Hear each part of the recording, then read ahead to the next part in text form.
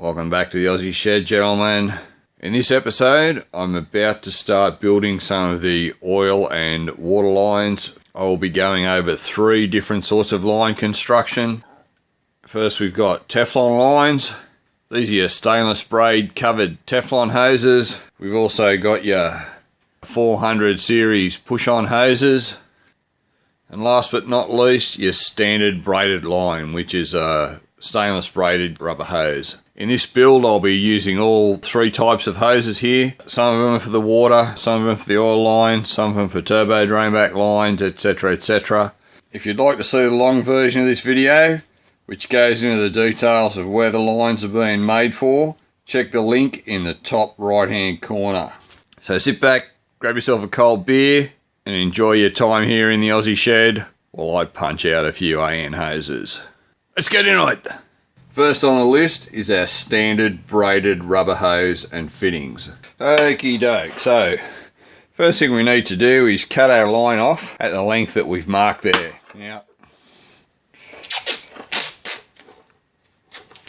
cutting this stuff, I generally just use an angle grinder. So what I'm going to do here is I'm going to masking tape over the mark. All I have to do now is just cut in the center of the masking tape. And what this does, it stops any of the braid sort of furring out as you cut it with a grinder, holds it all in position, and it makes it a lot easier to get the fitting on because it can be a real pain in the bum. So I'll cut this.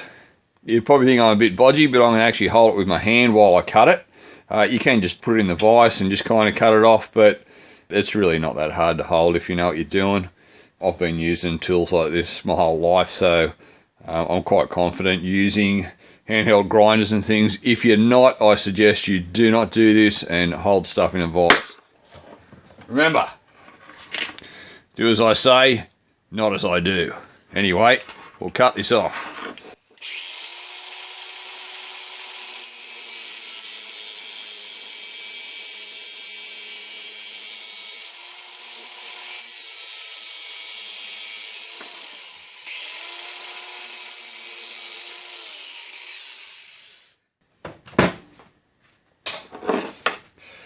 There you go, folks, nice and simple. Bit of smoke from the rubber hose when it went through, but all in all, pretty good.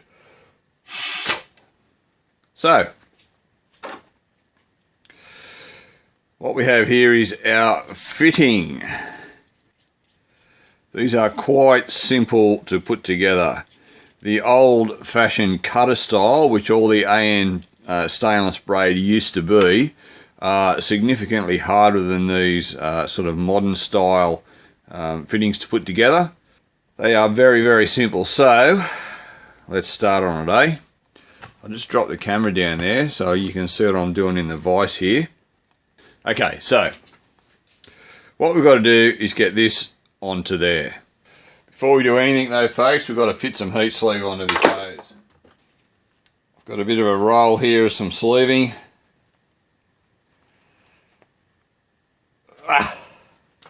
And for this stuff, I just generally cut it with a pair of side cutters. So I might even be able to slide that on afterwards. Yep. Never mind, folks.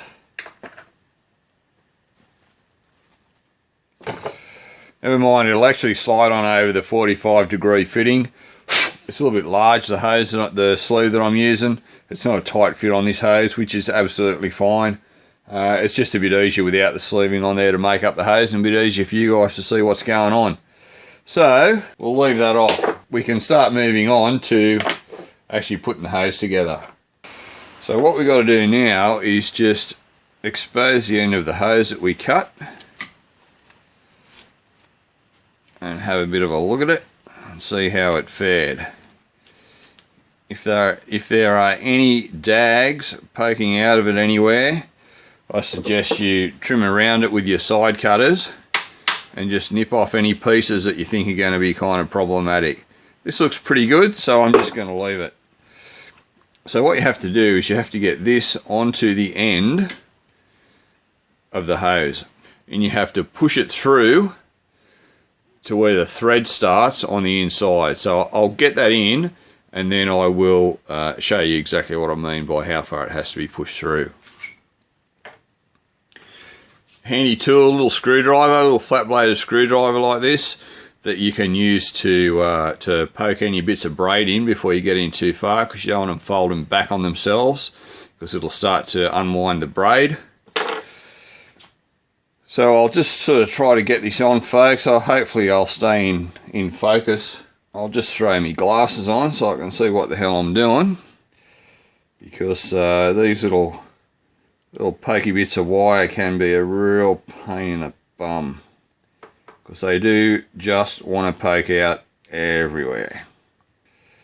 So this is the trickiest part of it, is getting the whole end in without having braid sort of poking out at you. And this is where the little screwdriver comes in really handy for getting all the braid in. This is why this cut has to be as neat as possible, just so you don't bugger this up. So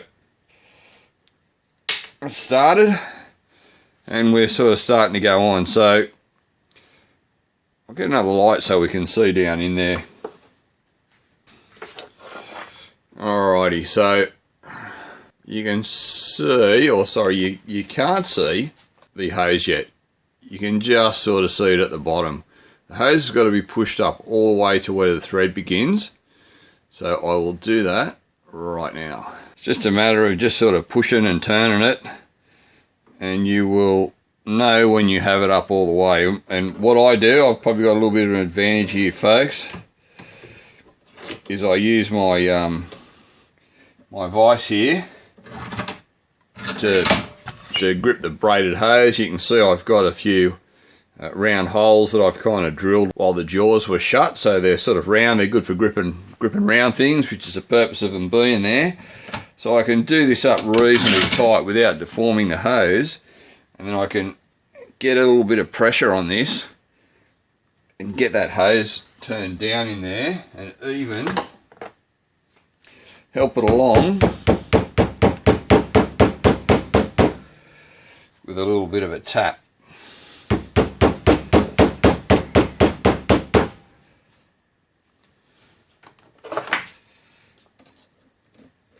I'll just put a spanner on this, so everything always moves a bit better with a little bit of a turn. I think I just about have that. Okay, so now you can see the hose is right there, right up against where the thread starts on the inside, and that is where you have to be. If you cannot see that butting up against the inside of the thread there, then it ain't in properly. Alright folks, so that's where you have to be. Now, next thing I always do, so I put a Sharpie mark around the bottom of the hose. Now the reason I do this is so I can check if the hose is backed out of the end of the locking fitting, because sometimes that can happen and you're left in a situation where you have a hose that's not properly seated. You've got the connection all put together and you don't even realise it. And then what can possibly happen is the fitting can come apart and you're just like, oh, why'd that happen? You know, it was assembled so well and everything. Reason is it backed out while you're putting it together. Bit of a Sharpie mark, it just gives you some sort of a reference point that you can use to define whether or not it has backed out. It usually doesn't. Everything usually goes pretty well. They don't usually back out on you, but they do sometimes. Always good to have some way of knowing it. Anyway, I'll load this back into the vise, but what I'll do, I'm clamping back down on the hose again. So I've got that held in there just because this once again helps me keep pressure in a downward position on this fitting while I'm assembling it. You can just use a normal vise for this. You can get some soft jaws. They don't have to be specific AN soft jaws or anything like that, just some aluminium soft jaws for your standard bench vise that you can put in there and use to grip onto things like this. So what we have to do now is we have to screw this guy just basically down in through the top. Now, you need plenty of lube, folks. I just have an oil can sitting here on the bench with some oil in it. No idea what sort of oil I've got in there, probably just something that was sitting around. It might be motor oil or gearbox oil, or I really have no idea. Just plenty of oil on the threads and on the barb end as well, just so that it's all really well lubricated, and even you can even squirt a little bit sort of down in the end there just to make sure she's all lubed up. Because, as you know, there's nothing worse than going in dry, is there, gentlemen? Should start pretty easy. The issue is you're straight away starting to engage into the end of the rubber tube. So you just have to be careful as you start it that you don't get one or two threads engaged and not engaged correctly, and then cross thread the very start of it because of the pressure that the rubber hose is doing, forcing the fitting up away. So you've just got to be really certain that you're starting in straight. That is the only real issue. There we go. You'll know when you get it in, mate. It goes in fairly easy. Like I thought, oh gee, this is feeling a bit tight. Maybe it's a little bit of a dodgy fitting. I was almost going to go for a spanner, but I thought, no, I'll persevere by hand, because you should be able to wind this in a fair way without too much drama. Okay. And grab yourself some spanners. All your AN fittings are imperial sizes, so you won't be able to use any of your metric stuff. I don't use the, like, you can buy actual proper AN spanners for putting this stuff together with, but they're frightfully expensive, and if you're not using them all the time, it's pretty hard to justify the cost. I just use normal spanners. They don't tend to mark the fittings up, and it all seems to sort of go quite well, really. And some of my spanners are quite old and daggy, but yet they still work. So yeah, so you need to obviously get a spanner on the bottom fitting and a spanner on the top, because you don't want this bottom fitting that's on the hose, you do not want that to turn. You want to be threading this one down into it, like so.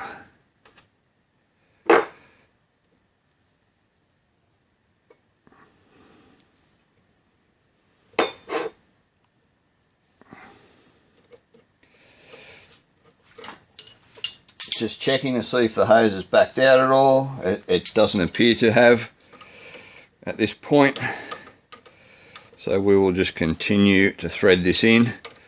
It's starting to get quite tight.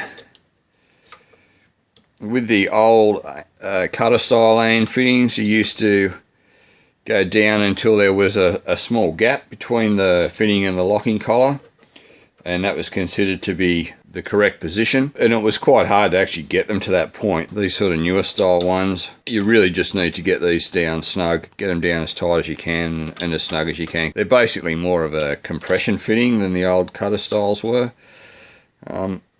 So yeah, same hose and everything, but just a different style of fitting to use on the hose. The cutter fitting is probably the better fitting, if I had to say so, in all honesty, but they're certainly a lot harder to assemble, and a lot harder to get apart if you have to shorten a hose or change a hose or anything like that. They are a bugger of a thing. But these guys are very easy to replace the hose on and get apart and just get the hose off and everything. They're actually quite good for assembly and disassembly. So there we have it, folks. That's completely assembled there now. You can see the Sharpie mark around the bottom of the fitting there is still where it was, so the hose hasn't backed out at all. We know for a fact that the hose is fully up inside the fitting and it's locked down up as far as it can go. So that's that fitting done. We have a way, as I said, with a Sharpie mark to check whether or not it's been assembled correctly, and you know, it's been assembled to the best of our capacity at this stage. So that is a hose finish. It is that simple, folks. So that's your standard AN braided line fitting done. You don't need to pay people to make these up for you or order them in certain sizes, because it's always a pain in the ass. Often you have to adjust them and all that sort of thing, or you find that the angle that you've chosen for the end isn't quite right, and if they've been crimped, and you know, the crimp fittings are awesome and everything, but they're not reusable. These are all reusable. You can take them off things and put them onto other things and all that sort of stuff. So the only thing left to do with this now is to put a heat sleeve on it. So we will do that right now. So as I mentioned, this hose is right in the firing line of the turbo manifolds. So we will get as big a heat sleeve on this as we possibly can. We'll go full length of the thing and even have it slide down over the fitting slightly. I just cut these guys with side cutters. Seems to do the job. Fiberglass inside is always a little bit of a tricky thing, but it will be fine. Rightio, so there's our heat sleeve. I'll slide it on from this end that's got the shallower angle on the fitting. I'll just throw a bit of tape over it so we don't get fiberglass down inside the hose, and we'll just slip this guy on like so.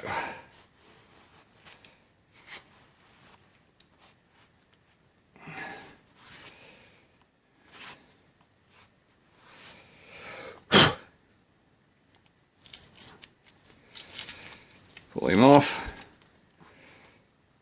And that is that, folks. That is a stainless steel braided line, fully heat sleeved, ready to go. The only thing I've got to do now is just blow through it with the air blower. I always like to blow everything out multiple times before putting them on things. This will be blown out now for this stage of the assembly. Once everything's progressed further with this build, once everything is pretty much completed, the whole thing will be torn back down. Everything will be clean, checked and double checked for the final assembly. So we'll blow this guy out now and then we'll go and throw it on the motor, eh?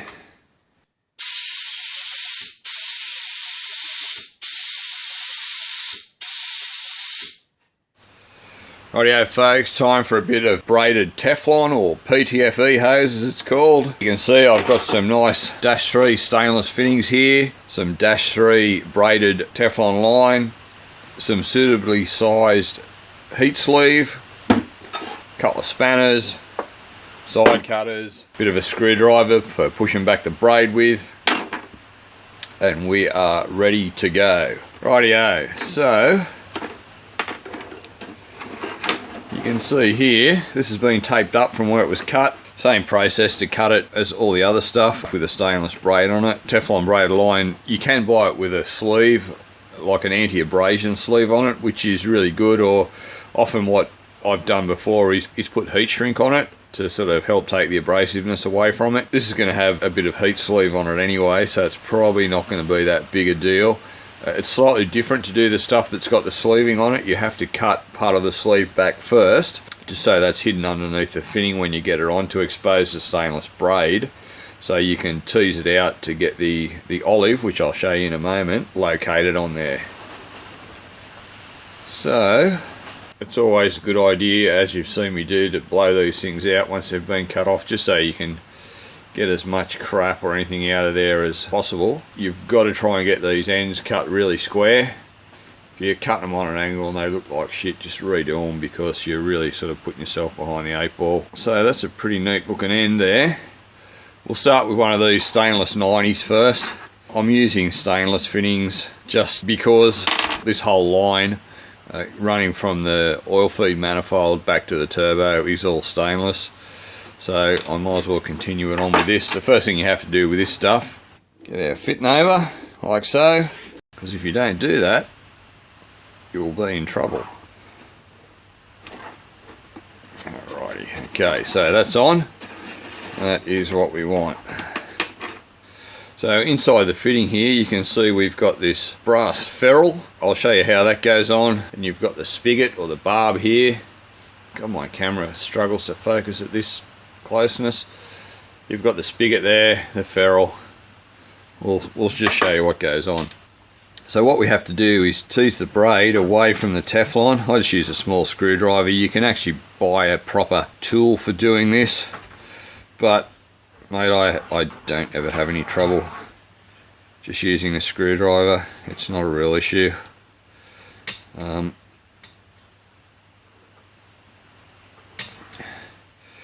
Always make sure your tube looks pretty good as well. If there's any dags in there, just try and get them off.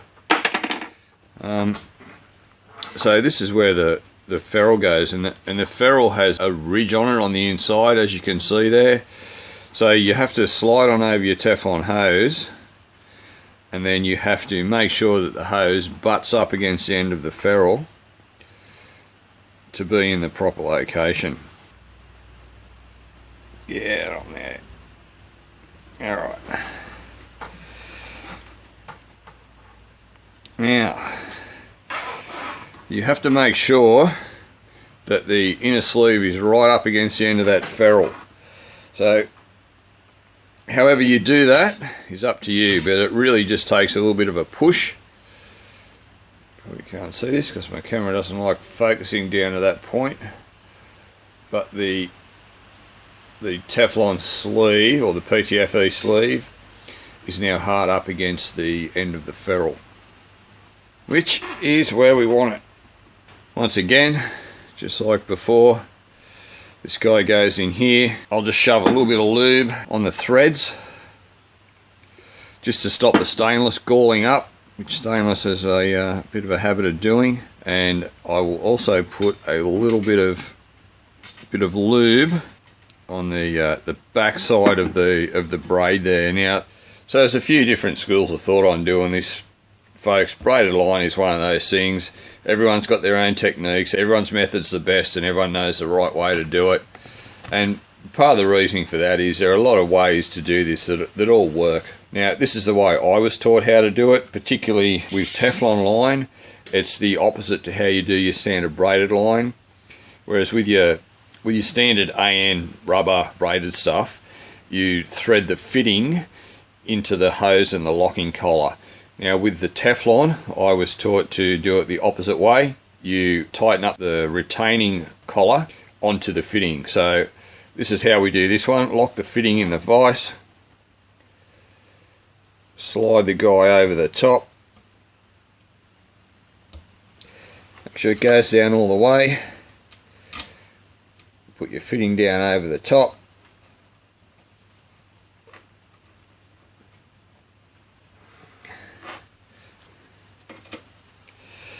and away we go. So as you can see, folks, it's just a matter of clamping the two together. It's really just a compression fitting. So I'll drop this down lower and I'll clamp that lower fitting in there just to make it a little bit easier. That way I can use my other hand to spin the hose. Rightio. There we go.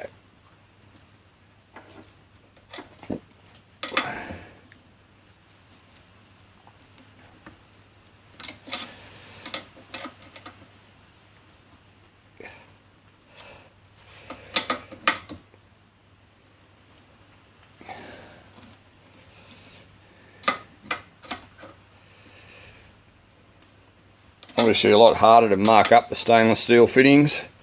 They're quite tough compared to the aluminium stuff. So you just do this up nice and tight, folks. Whatever you consider to be a nice snug position, which is what that is. And that's it, folks. That is a done fitting. It is just that simple. So we'll sit this on the engine, we'll mark the length of it, and we'll bring it back for the next fitting. Rightio folks, I'll just bring the camera down here freehand. You can see this is a fitting that we've just done, hooked into our top oil line connection. I will put a rubber lined stainless P-clip in this position to keep the fitting held nicely onto the turbo there. It will also have heat sleeve that runs from the start of the fitting just to down under behind the turbo, and it will run through down between the alternator and into our oil feed manifold here, and that's the mark that I've put on him right there. This is our fitting. Always good to put your fittings on, folks, where they're going, just to give you a more accurate idea of your length. So that's the spot. We'll cut him off there, slide some heat sleeve on, and then put the fitting on. So once again folks, grab your masking tape. There's the mark there. Mask over the center of your mark, like so.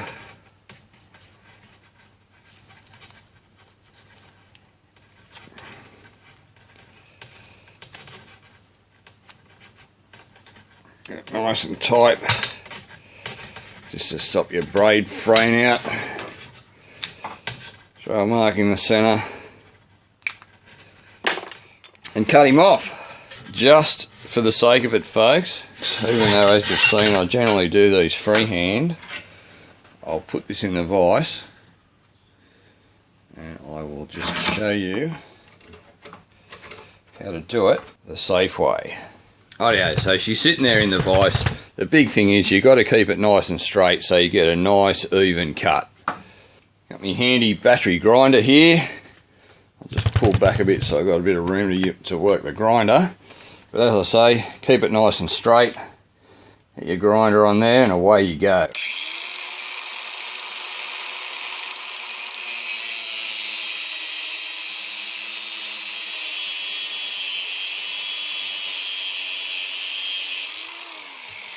And it is that simple once again folks. Okie doke, our hose is all cleaned out now. I'll just go and mark a length of heat sleeve on the motor. A little bit of tape over the end again folks, just to stop crap getting in there. Throw our heat sleeve on.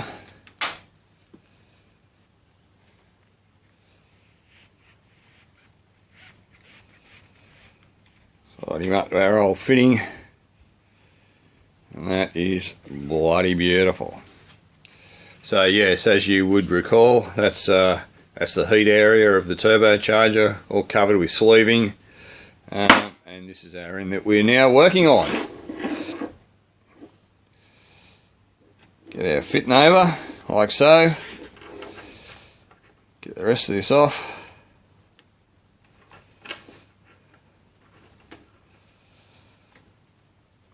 And now have a bit of a look at the end, because using the grinder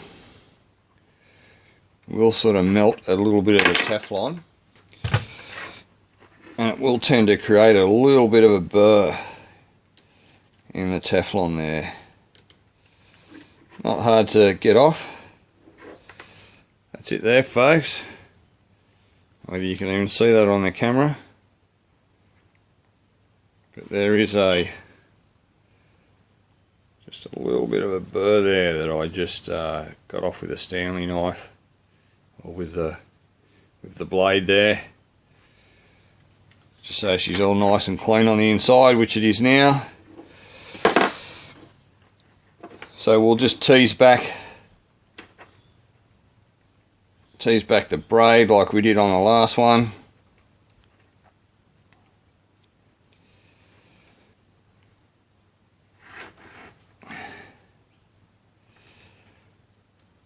Nice and easy to do folks.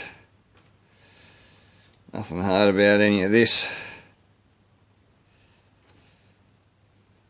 As I said, there is a special sort of a little tool for doing this, but it's not that big a deal. I'm sure people are going to comment and tell me I should be using the little tool and that, and it's like, well, That's great, but I honestly don't care. Okay. Next goes our ferrule. Remember, it has it's closed off or semi-closed off on the end, and we have to push it on until the PTFE hose bottoms out in it.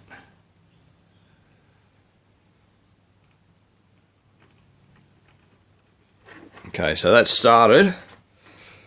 I'll just see if I can zoom in down here while I push this on, so you can sort of see its seat.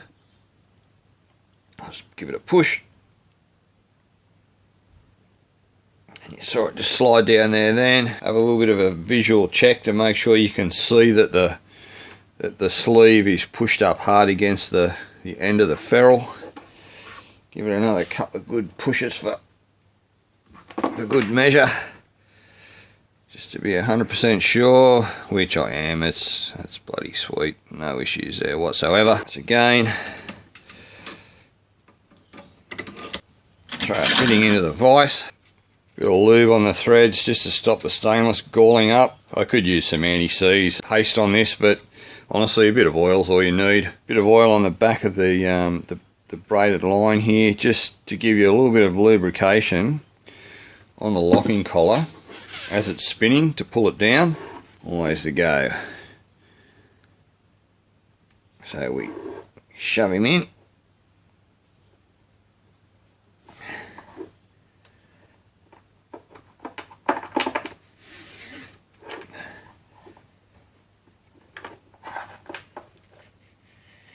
Yeah, baby, there you go.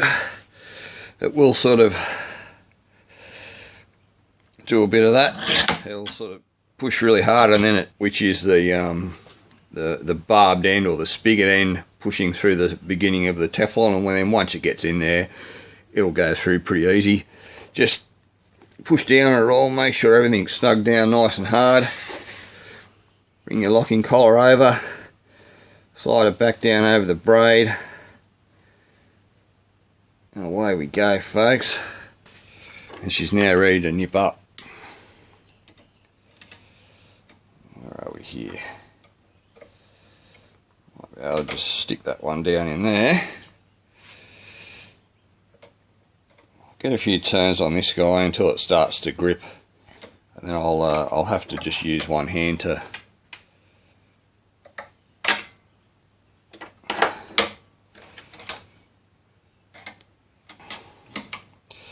like I say, folks, a lot of people do this the other way. They do it the same as your normal braided line. They'll put this fitting in your vise and lock it in, and then screw that into it. I can't see that is actually a bit of a problem in any way, but this is just the way I was taught to do them. So this is what I do, and it does work fine. And that's not saying that doing it the other way doesn't work fine either. And that is another one done. So it's now time to switch over to some 400 series push lock hose and fittings. You can see I've already got a fitting on this end here, and I've got the length of the hose marked, which is just here. So I'm just going to cut that off.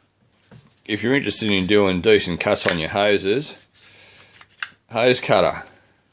Bloody awesome tool. You can even cut plastic conduit with this, but it gives you a really nice neat cut. They're only a fairly cheap tool. And for cutting hoses, as you'll see here, we'll just line him up with a mark, cut him off. Beautiful. Gives you a nice clean straight cut every time. Can't beat it, folks. You know, obviously you can hack through it with a Stanley knife or anything like that, but if you're serious about doing any sort of work on stuff, very good cheap tool to invest in. Anyhow, with these oil drain hoses, what I'm doing is I'm just putting a little bit of DEI, is it? Heat sleeve on them, just on the turbo end. So all I do just to stop because the fiberglass, you can sort of push the fiberglass out of the middle of them as you slide them on if they're a tight fit. It is a fairly tight fit on this hose. So all I do is just shove a bit of masking tape over the end of the hose there, just to stop the glass fibres going inside the hose, and sort of helps it slide through without catching on the edge. You can pick it up and just basically peel a whole heap of the fiberglass out of the middle. Hopefully I won't do it this time. No, that's pretty good. So yeah, then you just slide it up to where you've done your fitting, and you should be able to just slide it right up to the nut there like that. So that's where the turbo is. That's where there's only going to be any heat. All the rest of it down here, there's nothing. It's way away from the turbo then. So then we can just pop our tape off, and we're ready to go. And what I've also done here, it's something that you don't necessarily have to do, but while I had hold of it on the engine and was marking it, I marked the outside radius of the fitting, which is along here. I put a mark on the hose where that's going to be, so that when I assemble the hose, you can turn them around afterwards. I always just like to assemble the hose in their sort of fixed position, or so that they're very close, so you're not trying to turn the hose too much, because it will kind of cut into the hose a little bit on the inside. Not that it really does any damage or anything, but it's just one of those things, folks. It's just probably me being a bit anal about it. So how I assemble these, they can be a bit of a bugger if you don't go about it in the right way. I've seen people get them half on and have them stuck, and then they can't get them off and they can't push them on anymore, and they'll start using grease and stuff inside them and lubricate them to get them on. You don't need to do any of that, folks. All you need to do is just heat the end of it. I've got an old cheap heat gun sitting here on the bench, and that's all I do when I'm assembling this sort of stuff. I just put the fitting in the vise, so that this one's a little bit awkward because it's I don't know, 120 degrees or something. It's a little bit harder to get it sitting properly in the vise. Obviously my vise having aluminium jaws doesn't mark any of the AN fittings when I use it. It's very bloody handy. So all I do is just heat the end of the tube up for, 30 seconds or a minute, which I'll do now.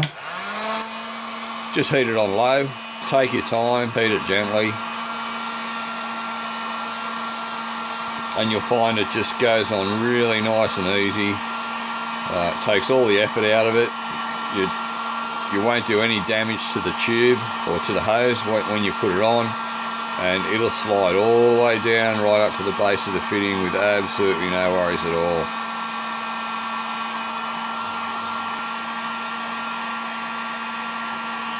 You can feel it even though it's hot. The skin on my fingers is quite thick, so I can touch things that are quite hot, but you can feel when it starts to get soft just by squeezing it, and you kind of know that you're roughly at the right spot. Different hoses, different thicknesses take a different amount of time. There's no real rule of thumb. Just when it feels that it's soft enough that you're actually making a difference with the heat, because this hose is quite stiff. I think it's due to the sort of fire retardant cover that's on it, but it is quite a stiff hose. But anyway, I think that's enough heat. It did start to feel soft, and I'll just reposition the camera so you can see it slide on. Rightio, so that's the line there of where I've got my mark on. So I should be able to just start the hose and just push him straight on, like so, all the way in. One go. Absolutely beautiful. And that's all there is to it, folks. So that's it, folks. That's that hose complete, as you can see. And here are all our other lines. This is our standard AN braided rubber hose that we did previously with a bit of heat sleeve on it. And this is our teflon PTFE turbo oil supply hose, once again with a bit of heat sleeving on it. So there you have it, folks. A nice, quick, easy little DIY for the three main types of AN hoses and fittings that you'll come across in your automotive applications. Once again, PTFE Teflon hose, braid covered, as you saw, real easy to do. Push lock hoses, probably the easiest of the lot to do. Super simple. And probably the hardest to do, but still not very hard, is your standard braided rubber AN hoses and fittings. As you see, heat sleeve, nothing to it. You just buy it in rolls off eBay or whatever. You can spend the bucks and get brand name stuff, or you can get some Chinese stuff. You can see here, this is a no-name Chinese one. And this one here, this is DEI. and basically, as far as I can tell, there's no difference to them. They're the same thickness, the fiberglass is the same thickness, the silicone sleeving is the same thickness. As far as their chemical composition, I have no idea, but I can't see there being that much difference, other than the DEI stuff is about 3 or 4 times the price. So there you go, folks. It just goes to show you don't need to pay someone to make your AN lines up for you. Buy the hose, buy the fittings, they're all reusable. Eventually you'll end up with a whole heap of spare fittings and spare hose and things like that, and before you know it, you'll be bloody half the hoses you'll make up won't cost you anything at all. Like I say, it's all reusable. The only thing that's not reusable is the ferrule on the PTFE hose fittings. As it clamps down, it compresses, so you can just buy packets of ferrules to go on your PTFE stuff if you have to reuse it. Other than that, it's completely reusable.